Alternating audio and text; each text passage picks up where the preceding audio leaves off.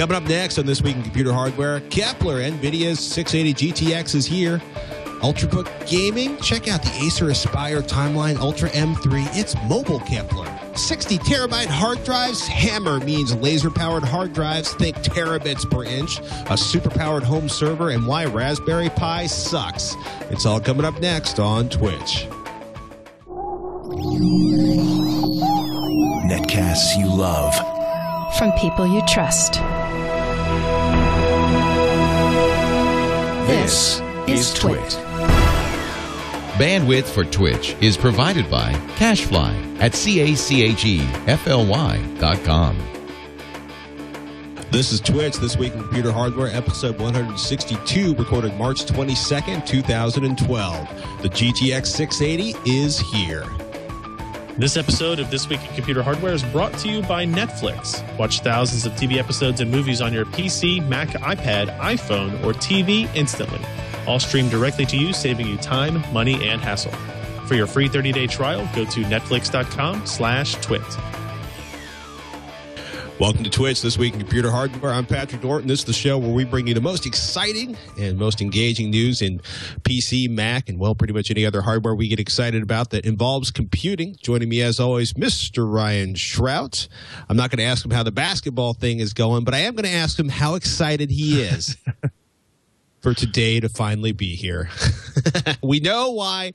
I think we can comfortably say we know why TSMC's 28 nanometer line was down for the last couple weeks. Kepler has arrived. Yep. That's right. It's been a long time coming. Like for some reason, we did the 7900 card launches, we did the 7800 card launches, and the 77s and that kind of stuff. For some reason, this seemed more hectic. NVIDIA actually did a pretty good job of coming up with kind of new, interesting, kind of unique features, as well as just kind of doing the normal performance testing and that kind of stuff. So I actually think it turned to be a pretty good overall product. And before we talk about it, I did just get this in. UPS just delivered this about an hour ago, so I got my first retail sample as well. So I was planning on doing this tonight, but I'm really tired. So probably tomorrow morning now we're going to do some SLI testing. Maybe we'll stream that as well, but try to do some interesting stuff there with that. So yeah, you want to talk about Kepler and all of its goodness, I guess? I think we have to. That's obviously the big story. I think what we're looking at is where does it sit in the universe? I want to say, hard OCP hooked it up to 4 monitors simultaneously. Inquirer says it's not as fast as like the 7970 or the much. What was it? Let me see if I can find that quote. Places the performance of the GTX 680 as lower than a 7870, let alone the 7970. But where should we start about this, right? Okay, I'm quoting the line. This is the Inquirer's opinion. I'm not saying it's my opinion. I'm not saying it's your opinion. I'm not saying it's Twitch's opinion. But it's crazy, right? PCPer.com, how do you stop the GTX 680 leaks? Release the card, they go away. But so we know it's on TSMC's 28 nanometer process, 3.54 billion transistors, GPU, 1,536 CUDA cores, running at 1.006 gigahertz, 2 gigs of memory, running at 6 gigahertz on a healthy 256-bit bus. So what's really interesting about that is I was just going to say, a lot of people kind of attached to the shader clock difference, the CUDA core difference. The GTX 580 card had 512 cores, whereas the GTX 680, the new card, has 1,536 cores. So it has 3 times as many CUDA cores, right? And so you might assume, well, it's going to be 3 times as fast. There's going to be 3 times as much computing power, and that is not the case. Because remember how we used to talk? It was always kind of confusing. There were 2 clock speeds on an NVIDIA GPU. There was the base clock and there was the shader clock, and they were essentially a multiple of 2 from each other. That whole configuration of things is gone. The base clock of a GTX 580 is 1,006 megahertz, and the shaders run at the exact same. 1,006 megahertz. So there's no kind of doubling up of anything in that way. So you're tripling the number of cores, but you are essentially lowering the clock speed a certain amount by maybe taking it from 1,600 megahertz down to 1,000 megahertz. So you're not going to get triple the performance of a 580. I just thought that was important for people to realize. And in fact, if you go to I think Newegg still lists some of the cards this way. They still list them as having like a 2012 megahertz shader clock, which is patently incorrect. It is lying to the consumer. I don't know if that's the vendors themselves putting the wrong specs in the system, or if that's Newegg. Let's call it terrible confusion in the early days of the online sales. Somebody cut and paste, something gets foobarred. But triple the performance not there. But yes, it is competing with the Radeon HD 7970, 7950, 7800, 7700. It should be healthily above those. Are we talking about neck and neck with the 7970, or are we talking about a whooping here?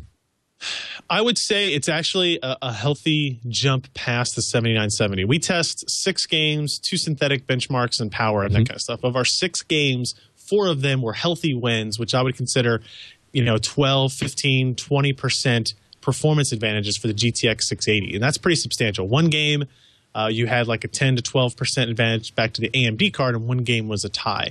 So overall, I'd say the GTX 680, I think it's a surprise to most of the people in the hardware world, even the editors and reviewers like myself, getting briefed on all this technology and all this hardware.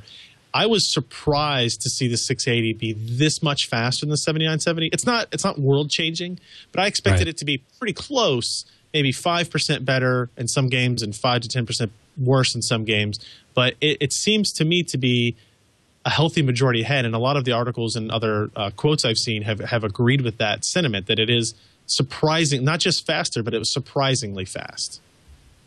So, which benchmark would you like to start with? I'm looking at Batman Arkham City physics disabled chart right now, and it's pretty interesting. You're looking at GTX 682 gigs, minimum frames per second 35, maximum frames per second 155, averaging 112. The Radeon 7970, we're looking at it bottoms out at 51 frames per second, tops at 132, averages 100.6. So when we're looking at a benchmark like that, should we be looking at more at the average or the peak, or avoiding sort of the bottom end there? It's also kind of amazing. I was going to say also looking at the jump over the GTX 580 is really impressive, going from 85 to 112 on average. That's a healthy jump. It's a good card. I would say, ignore the high end, look more towards the average and the minimum, because you want the minimums to not be too low, and then that's why we include the frame rate over time as well, so you can see if there's any kind of odd dips in performance and that kind of stuff that maybe don't throw off the average as much as it should, but would affect things. We didn't see any real anomalies with this particular hardware review. So I think in general the performance is impressive, and the new features they offer are actually pretty substantially unique to the GPU world thus far as well. You mentioned in the show notes, we've got down here the GPU boost. This is something. The easiest analogy is if we've already explained Turbo Boost to you, Intel Turbo Boost to you on Intel CPUs. It's a very similar idea to what they've done with the GPU here. Now, Tom Peterson from NVIDIA was actually on our show earlier today, our live review of the GTX 680. And we had some slides and stuff, and he did a really good explanation of what GPU Boost is. The quick summary of it is, if you go to that page in our review, you'll see a couple of graphs there, bar graphs. GPU clocks are traditionally set in that the clock speed of the GPU had to be based on the thermal envelope with the game that used the most power, right? So you would take an application like 3D Mark 11 that used a lot of power. You said, well, this card is going to be designed for 200 watts or whatever it is. So we just put the clock speeds up to where it hits 200 watts there. And that seems great and everything, and that's how GPUs have been done. But the problem is, if you look at a game like Battlefield 3, maybe at that clock speed, it's only using 180 watts of power. So there's this gap that NVIDIA called the I can't remember what they call it, but the room for growth or potential expansion there, and boost capability, I think is what they called it. And so you had 20 watts more, maybe 30, maybe 40 watts, depending on the title, of additional thermal headroom that you could use, that the GPU is capable of running at, that the thermal capabilities of the cooler on the card are capable of running at, that the power is capable of being supplied to the graphics card as well. But the only thing that needs to change is that GPU clock and maybe the voltage as well. So GPU boost dynamically adjusts the clock speed and the voltage of the GPU, and as well as the memory, but to a lesser degree, to try to stabilize how much power each game uses no matter the game. So you might run at 1,050 megahertz in Freedom Arc 11, but you might run at 1,150 megahertz in Battlefield 3. So you're getting a little bit of extra clock speed, which is going to give you, the best overall kind of game experience. It's essentially self-overclocking on the fly. I mean, just to oversimplify it. The interesting thing was they were very careful not to want to call it overclocking because it's how about this? They're not pushing above a limit. It uses technologies normally associated with overclocking, adjusting the clock speed and the voltage, doing it itself to sort of maximize the performance for wattage or to keep the wattage down as much as possible for a given level of performance. The goal, I would say, is to, given a wattage that they target, 200 watts, 250 watts, to get the most performance possible per game, per individual game. And that's what I think really makes it interesting. It's not a driver thing. It's not a profile thing. It's all in the hardware.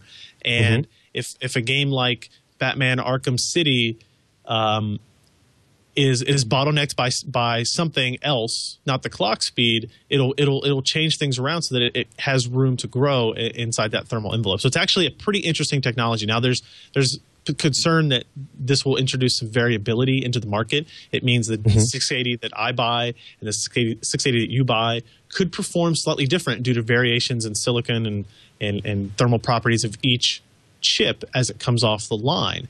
And I've only gotten one card, so I really can't test that variance. We've got our second card in today, but it's going to take a couple of hundred of these to really kind of see that variance. And NVIDIA has that information. They're not real eager to share it, but they're saying 2 to 3% variance from kind of the best cards to the worst cards on average, what they're expecting. So fairly minimal. But we're also talking about a possibility that if you have an inferior cooling environment, or if you're in Phoenix in August, your performance is going to be lower with this GPU than if you're in Phoenix in December. The idea that bad, sort of the better the cooling design is, the better the airflow through the case, the lower the ambient temperature in the room, the better your performance with these cards are going to be.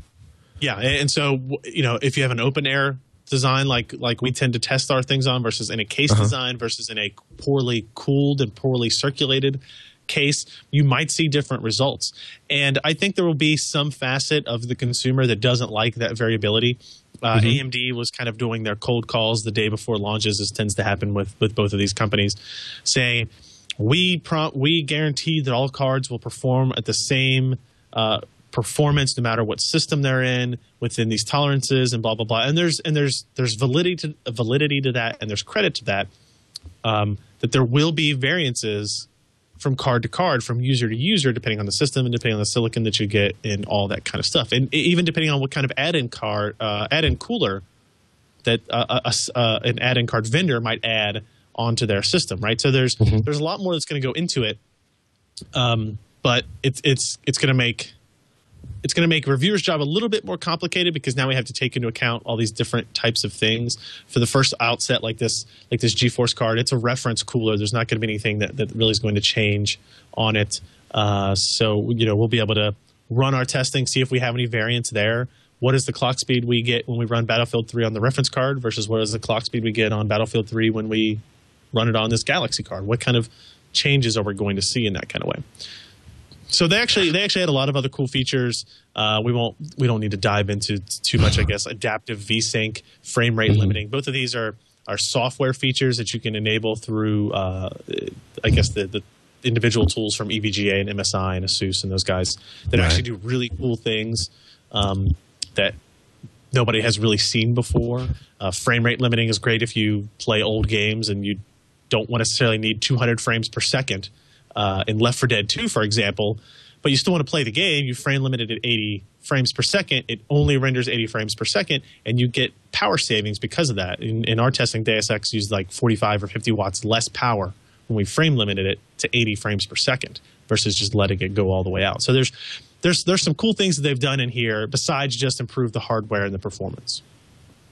So should we get into the whole sort of what's going on with fast approximate anti-aliasing? Have they finally gotten to the point where it doesn't require the developer to do any additional work to integrate FXAA, or is that still requiring some effort on the developers? Okay. They're telling us almost all games will be able to enable FXAA, fast approximate anti-aliasing, in the control panel, but there is I want to say performance penalty, but it's basically you don't get as much of a performance benefit when FXAA is enabled in the control panel versus when it is enabled directly in the game. If the developer includes it in the game specifically, it is a much more efficient process than when NVIDIA kind of hacks it on, slaps it on at the end of the process. Right.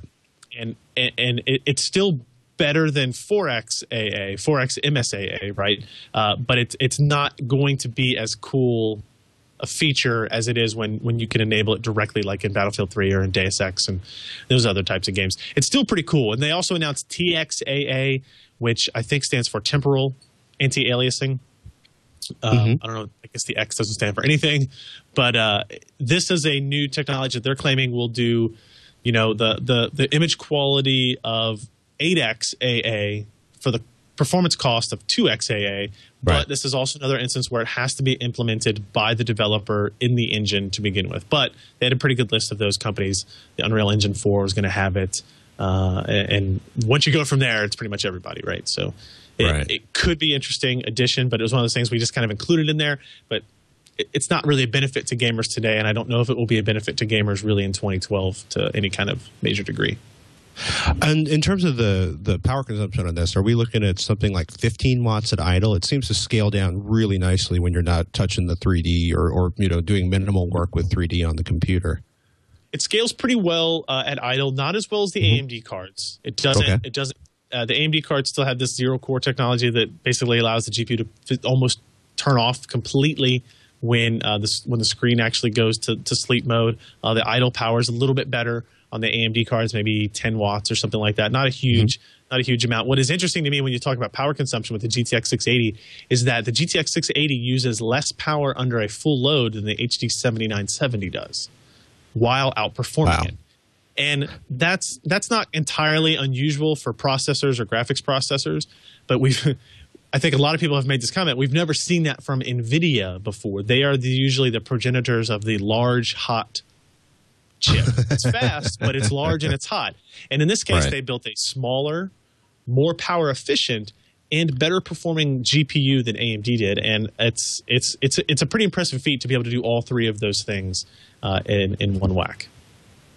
One of the things that was really interesting about Kepler is that, oddly enough, along with the desktop part, a mobile part came out today. The Acer Aspire Timeline Ultra M3, which there's a couple of interesting things going on. It's probably certainly the first one I've seen 15-inch Ultrabook, which is something that Intel promised at CES. But not only is it a Core i5 Ultrabook, it's actually running the mobile version of the Kepler GPU, which is a really interesting idea where you've got a 15.6-inch Ultrabook, which means fairly thin, fairly light, 5 pounds in weight, packing, we could use a little more cheap, RAM because it's only got 4 gigs of RAM running in there. But you're talking about gaming performance in a 5-pound box that should be selling for very close to $800 or $900. Yeah, it's odd to see the desktop and the notebook kind of released at the same time. And this really isn't the full notebook release. Right. But Acer was going to sell this notebook, apparently regardless of what NVIDIA said, so they decided they would go ahead and launch the product. The specific SKU is the GT640M. And it's a Kepler design, but it's not it's not a super high-end GPU. This GPU has 384 cores compared to the desktop part we're talking about that has 1,500. So there's a dramatic performance difference, but you take that same power efficiency discussion that we just had on the desktop, it's way more important on the notebook side, right? That's where, and I think that's where they really made their design commitment, was they could get away with making big hot chips on the desktop cards, but they can't get away with making big hot chips on the mobile side. At least if they want to actually have any design wins. Right. I think it's funny. I think we'll see more of the 640 parts when the Ivy Bridge is released later. Well, actually, we should probably briefly mention we have a launch date for Ivy Bridge. That's going to be March 23rd.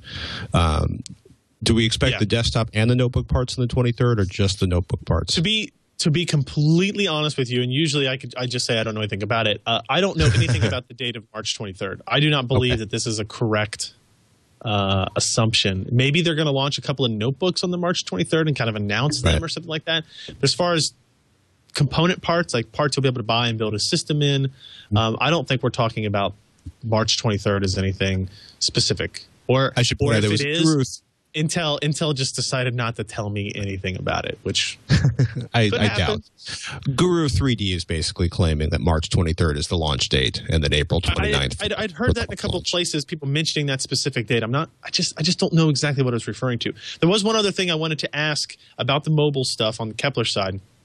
You know, the specific Acer Aspire M3 notebook is not a great machine. It has some design issues. It has a flimsy screen. It has a power button that you can accidentally hit fairly easily, which I think is just beyond me. What is your thought? So when NVIDIA brought their mobile people out for their Editor's Day, they were more like, here's what we can do in an Ultrabook. We can put a discrete GPU in an Ultrabook. You can play Battlefield 3 at 720p or 1366 by 768 resolutions and higher at ultra settings in an Ultrabook, and you get, with Optimus and that kind of technology, you get the full battery life that you would without it. What are your thoughts on the validity or the use case of a discrete GPU in something like an Ultrabook? I think it's an area. As often as we get requests for people that want to buy notebooks that can do gaming, the idea of a sub $1,000 notebook that can provide decent gaming performance, I think there's a huge market for that. I think currently, the gaming market is traditionally, if you're lucky, it's a $1,500 notebook. More often, it's a $2,000 notebook. Often, it has atrocious battery life. Often, it's the size of the recently discontinued Encyclopedia Britannica, at least a volume of it. So, I think it's a brave new world that both Intel and NVIDIA would like to see start to get serious. I think there's a market there for it. I think if people have an option between buying a notebook that'll do gaming and a notebook that won't, or a laptop that'll do gaming and a laptop that won't, they'll definitely take advantage of that. Cool. Yeah. We wait to see with bated breath. We had some questions about, have you any time to play around with overclocking, to look at that between the 7970 and the 680? So the 7970 overclocks like a graphics card that you would normally see. You adjust the clock, you can adjust the voltage if you have the software capable to do that, and it's a static clock. Right. With GPU boost, overclocking works pretty differently on the 680 in that your GPU clock speed is always within a range anyway, even at its default setting. Its base clock is 1006 megahertz, but it could scale up to 1100 megahertz depending on, even 1150 depending on the game and the power consumption that it's using. When you overclock the NVIDIA GTX 680, there's actually two bars you adjust. Power target, so as a percentage, right? So the base power consumption is 195 watts.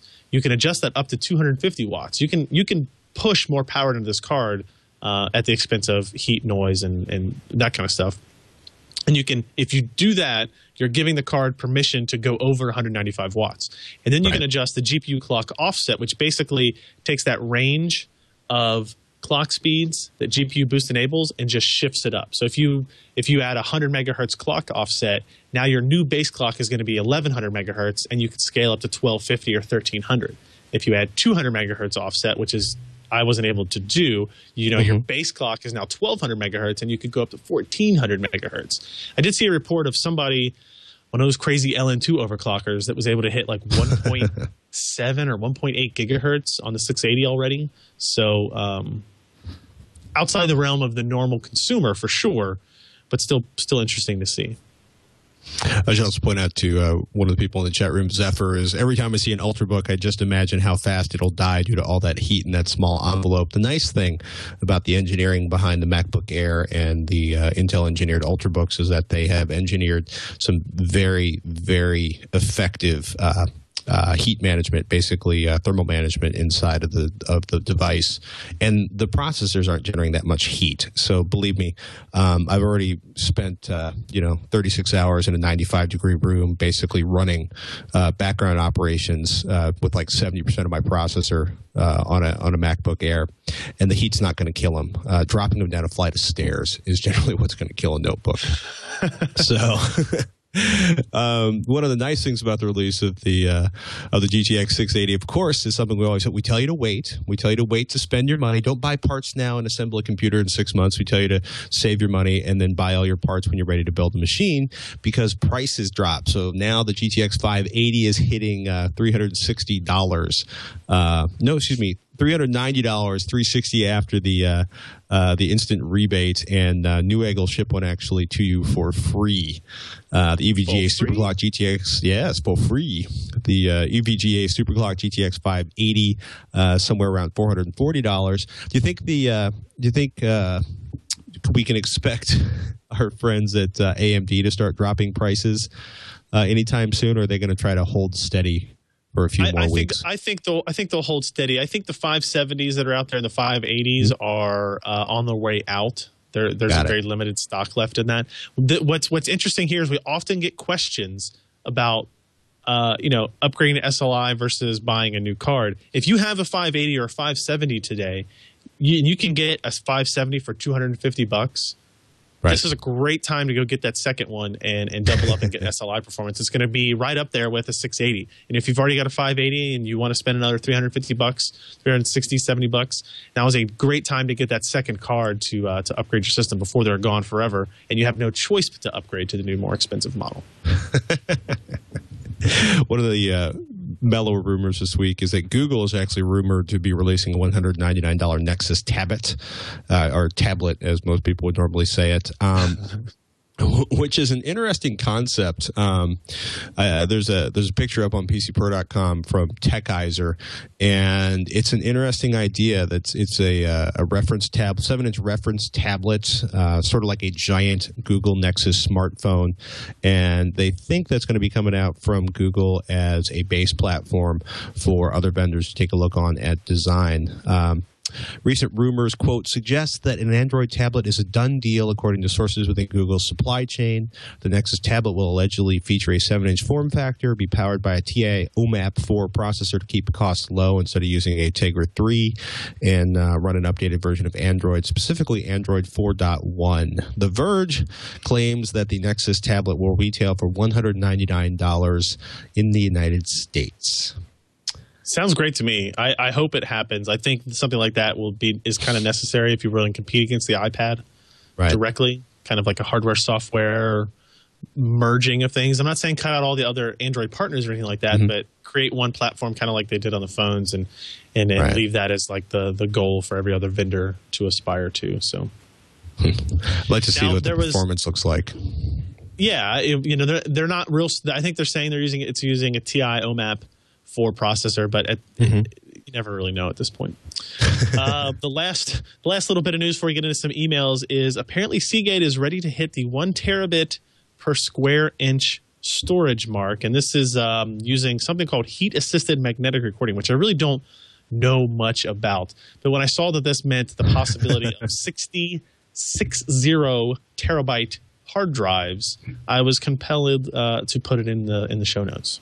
Well, it's okay. So at this point, for years and years and years and years and years, or at least for the last 6 years, perpendicular magnetic recording has been the technology of choice to increase the areal density, or the amount of bits per square inch on a drive, right? So perpendicular magnetic recording, PMR, really cool. And that's where we're getting 2 and 3 terabyte drives from, this incredibly dense technology that once again sort of keeps magnetic recording moving forward. So very early, and I'll tell you how early in a second, very early press release from Seagate basically says that they've used HAMR, which is heat-assisted magnetic recording, to hit for the first time an areal density of 1 terabit per square inch. That is incredibly dense. HAMR, heat-assisted magnetic recording, is essentially heating the magnetic material before the bits are encoded onto it. The idea is, and this is where it all gets really fuzzy and really into physics, but the idea that you'll be able to address smaller magnetic side. Basically, a tinier chunk of magnetic material will be able to be encoded and locked in place by using this. And it's essentially lasers on a hard drive. It's a really, yeah. I mean, basically, so for years and years and years, perpendicular magnetic recording was their way of shrinking the bit size on the platter. And quote, the key to areal density gains is to do both without disruption to the bit's magnetization, a phenomenon that can garble data. So the idea is that by heating it before they flip the bit or basically encode that tiny little piece of real estate on the platter, it is more stable than it would be using perpendicular magnetic recording alone. So to kind of put it in perspective, I think Alan said last night that this is essentially looking at 1 nanometer for being able to store that bit, and you compare that to where we're at now on flash memory at 22 nanometer, 20 nanometer, 25 nanometer, something in that range. So we're talking about a big multiple down in terms of capacity and size. Huge. And that kind of thing. So huge, and hopefully that means speed will increase. Well, you're looking at like 60 terabytes. Yeah, anytime you increase the areal density, that means you up the number of bits that sweep under the head for a given rotation of the platter, right? The denser the bits, the more bits go into the platter for a given platter speed or rotational speed. They're talking about like 60 terabyte drives in a 3.5 inch package, i.e. the equivalent of a NAS in a single drive, right? The equivalent of a really expensive NAS right now in a single drive. But we're looking at we're looking at reaching that over the next 10 years. So this is something, it's a really interesting idea. I think it's going to be a really interesting challenge. Essentially, they're taking sort of, they're looking at magneto-optical technology. They're looking at optical basically, they're shrinking little tiny lasers on that little tiny head that's swinging over the platter. And it's a little Rube Goldberg, but I'm really excited to see this come into play. Because the idea of having like a 60 terabyte hard drive in a computer is just obscene in a really good way. So should we take a moment to thank our friends at Netflix?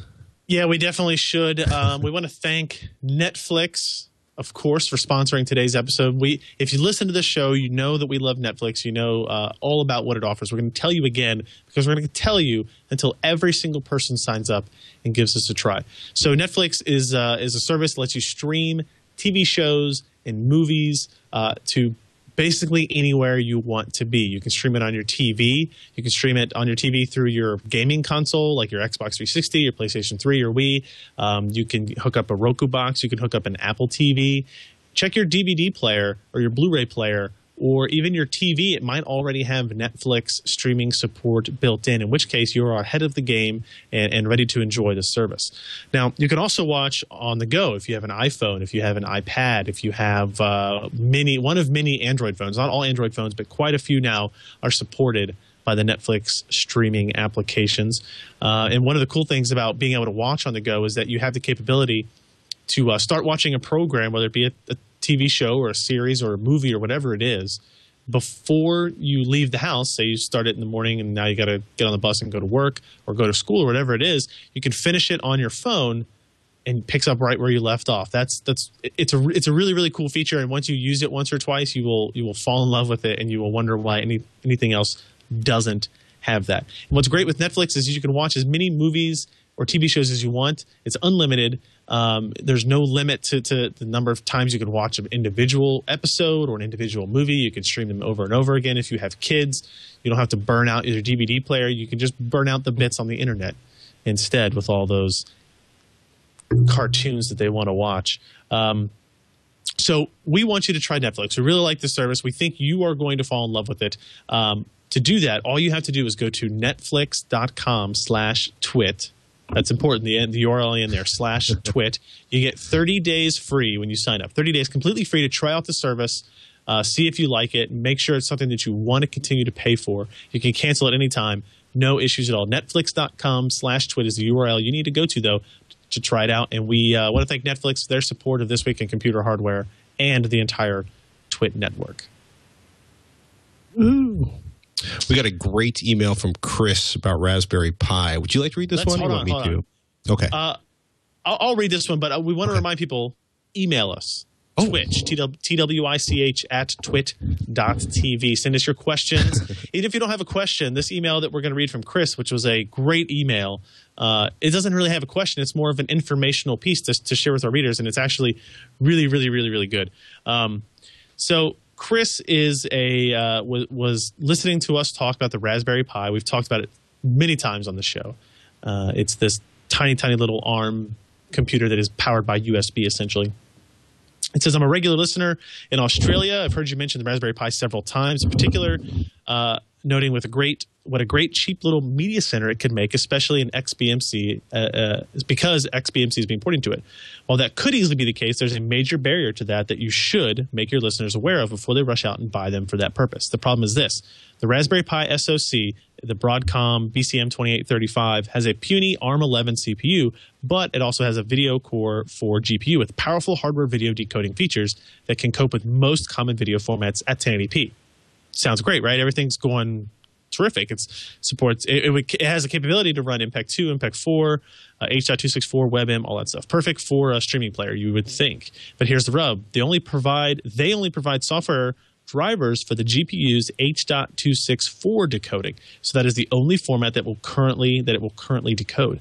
And the GPU isn't documented, the driver source code is not supplied, and the CPU is too weak to do software-based encoding, so third-party devs can't add support for other formats. This means that your Raspberry Pi home theater PC couldn't play DVDs via USB DVD drive, DVD images, DVD B-T in most places of the world, which use MPEG 2, or your XVID or DivX media collection, and so on. To do those, you'd have to transcode everything to H.264, probably losing further video quality, and or the menus and extra features of your DVD, etc., etc. This could easily be solved by Raspberry Pi Foundation licensing the necessary extra driver blobs from Broadcom, selling them on a reasonable extra charge. $20, $30 seems ballparkish when you look at the licensing costs involved and allow for a reasonable overhead. However, they seem relatively uninterested in this, with the result that the Pi is crippled and well short of the truly amazing product that it could be for media playing purposes anyway. Hope you guys find this information useful, and I would encourage would-be Raspberry Pi media streaming users to ask the Foundation to urgently address the problem, and he provided a link to the features and requests forum at the Raspberry Pi website. So does that change your opinion on things, Patrick? Yes and no.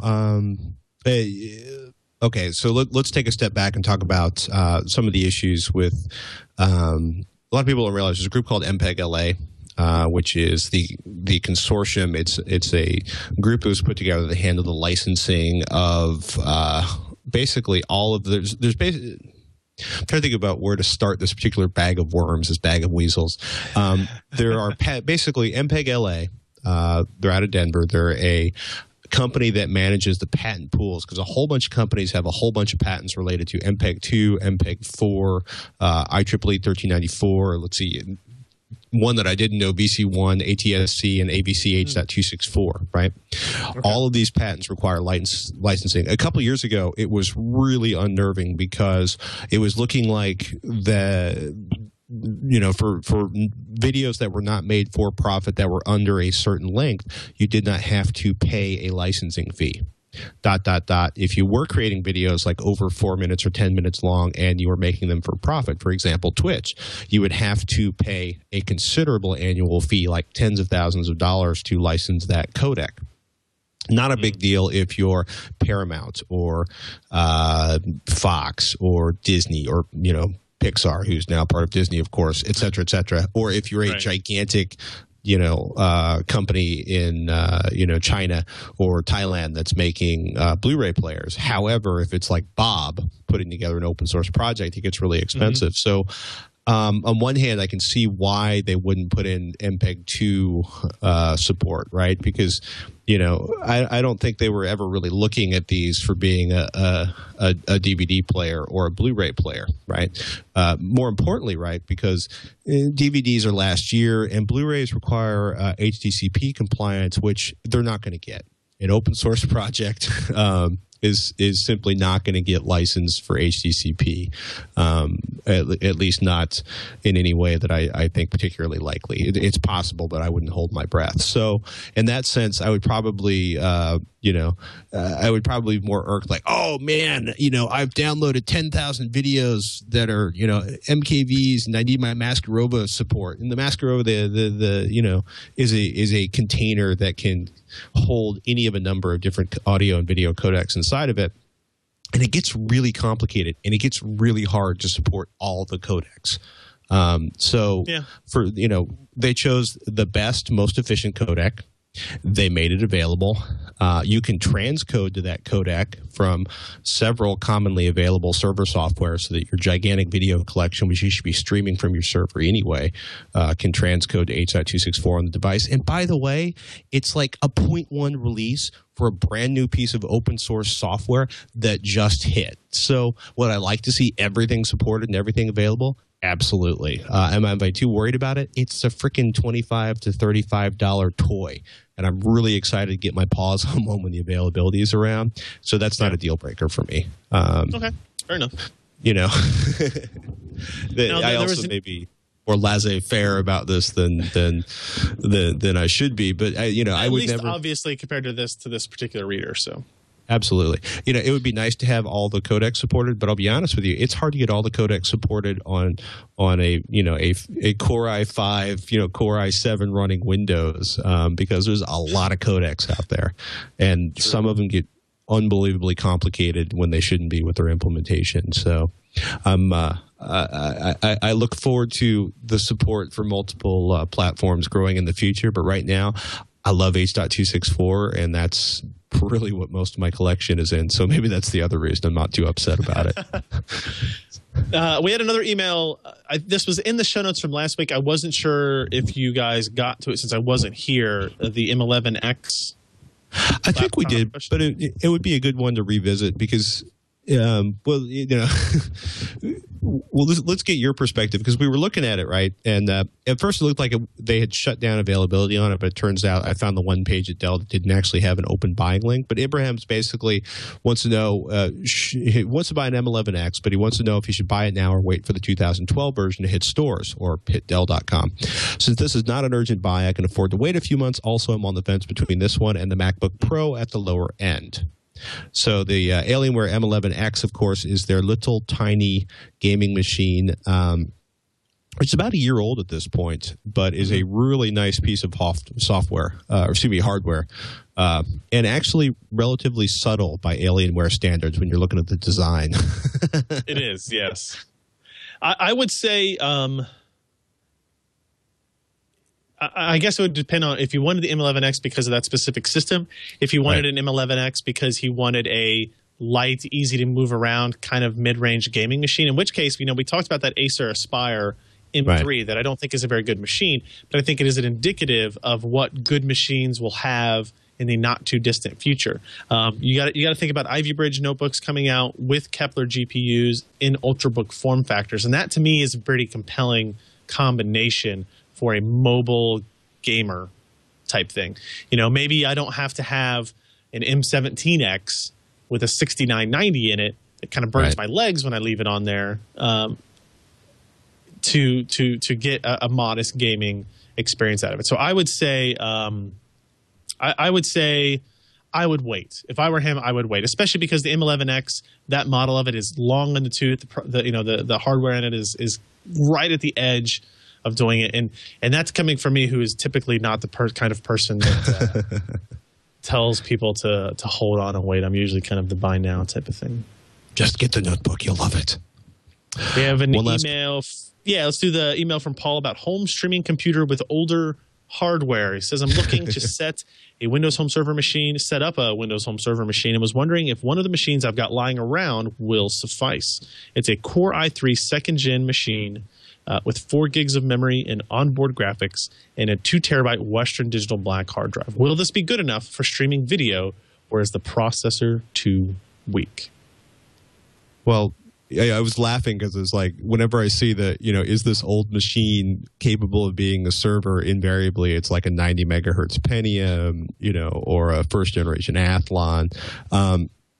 Core i3 is a pretty powerful machine. Core i3 with 4 gigabytes of RAM and a 2 terabyte Western Digital Black. That is a lot of hardware for a home server. as long as you're not trying to transcode like your Blu-ray rips from ISOs into MPEG-2 for, you know, something on the other end of the network. Even then, though, this is a lot of power for a home server. It's actually, if you're not doing any transcoding or ripping of audio or video to store on your drive, it's probably incredibly overpowered. Because you're basically, if it's a server, if you're just looking to stream data, the computer on the other end is going to have to do the decoding, right? So it's just pushing bits at that point, and that doesn't take hardly anything. No, I mean, you could use an Atom for up to a certain point. You know, an Atom processor is going to handle just about anything a home network's going to throw at it. But a second gen Core i3 with 4 gigs of RAM and a black hard drive, that's going to do. You know, I don't see that getting into trouble, especially if it's got a, you know, gigabit Ethernet or attached to a gigabit network. I don't really see that get into trouble until you start doing a lot of, say, multiple HD streams simultaneously while transcoding like 3 of them. And even then, I mean, there's so much power in the Core i3 compared to earlier processors. I think you will be astonishingly happy. As a matter of fact, it's kind of funny. The computer I'm using right now is the home server, but it's got a Core i5 in it, which is way too much processor for that. But it's also sort of the fallback machine for when I need to do some work on the computer at home, and it's got enough power that I can rip Blu-rays and not have to wait around all day while the video is getting taken care of. So. Yeah, you are golden, Paul. You know, a Core Duo, a single Core Duo, a Core 2 Duo. Even then, I would say you have a lot of processing power you're working with, and you should have no trouble with that whatsoever. I agree. All right. That is it for this edition of Twitch, This Week in Computer Hardware. twitch@twit.tv is the email address. We love your questions. Keep sending them out to us.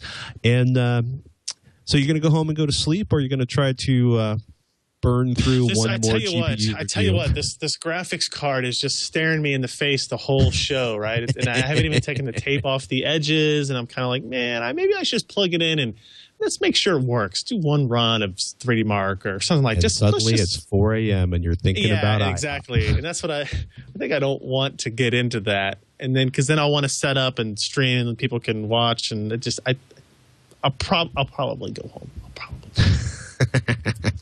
But other stuff coming up this week on PC Perspective. We're obviously going to do more testing with the 680. We're going to do SLI testing.